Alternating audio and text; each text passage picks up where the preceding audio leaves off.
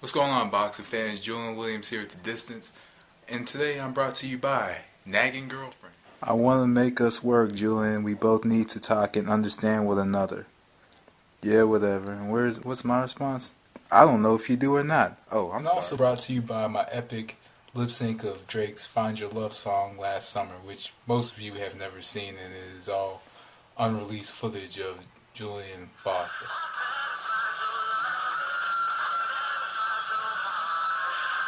Damn, I cannot believe I just released that footage.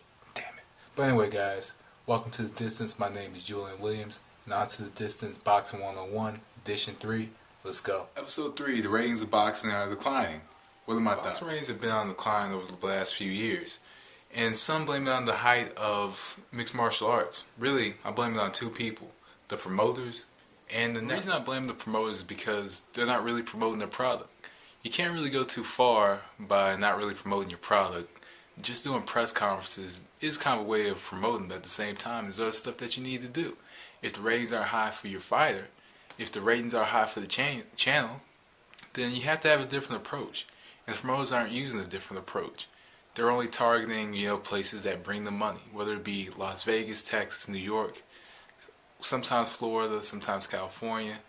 They really just go to certain places that have a huge hardcore fan base of boxing, and now there are other places starting to branch out and stuff. They're starting to come to Cowboy Stadium from time to time, but at the same time, there's just people who are more amazed with just sitting in a big stadium and looking at a fight on a big projector.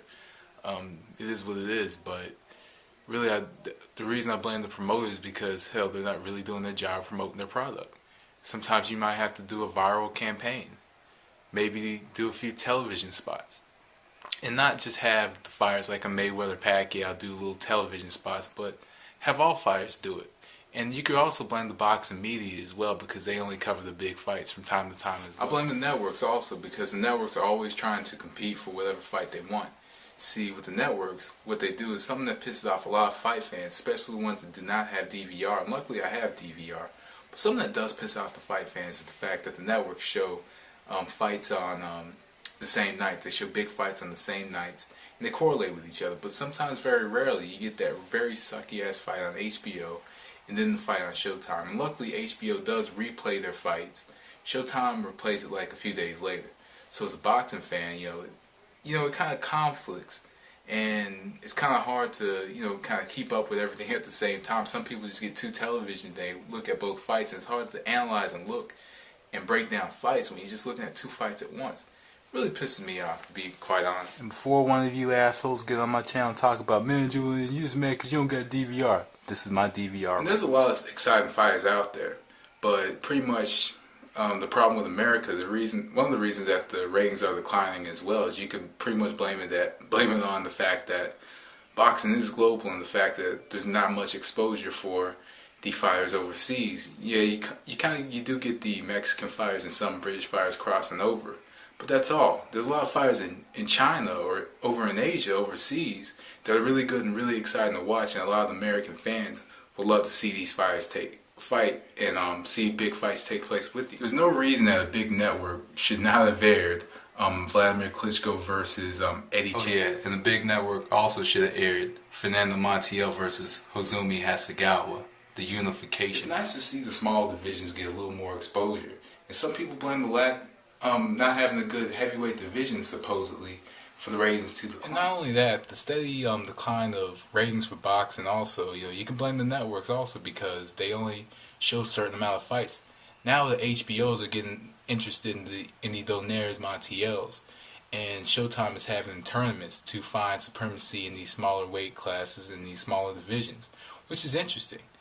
But the networks need to take a different approach. Keep your boxing fans, with fights.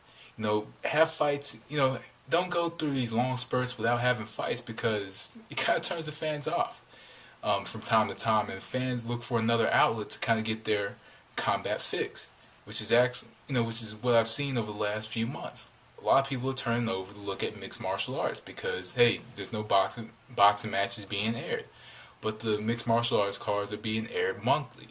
and people are getting, their taste of that as well.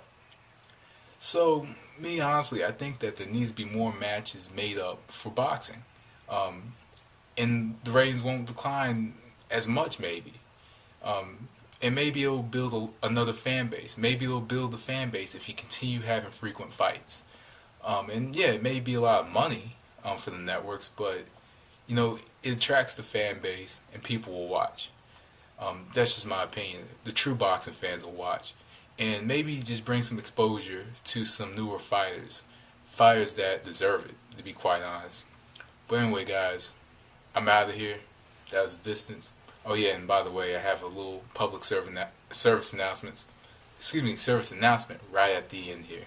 To my good friend, men take bubble baths. Men take showers, motherfucker. Oh shit, I should have removed that. Yeah, men take showers, motherfucker.